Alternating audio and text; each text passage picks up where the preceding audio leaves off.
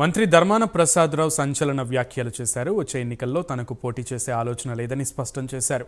శ్రీకాకుళం మండలం ఇప్పిలిలో జరిగిన వైఎస్ఆర్ ఆసరా సంబరాల్లో ధర్మాన ఈ వ్యాఖ్యలు చేశారు. 25 ఏళ్లుగా ఎమ్మెల్యేగా పనిచేస్తున్నానని, ఇక విశ్రాంతి తీసుకుంటానని సీఎం జగన్కు చెప్పానన్నారు. రాజకీయాల్లో విసిగిపోయానని, పార్టీ వ్యవహారాలు చూసుకుంటానని చెప్పితే పార్టీ కోసం ఈ ఒక్కసారి పోటీ చేయాలని సీఎం తనకు చెప్పారని ధర్మాన తెలిపారు. వచ్చే ఎన్నికల్లో పోటీ చేయాలా వద్దా అన్న దానిపై ప్రజలే నిర్ణయం తీసుకోవాలన్నారు.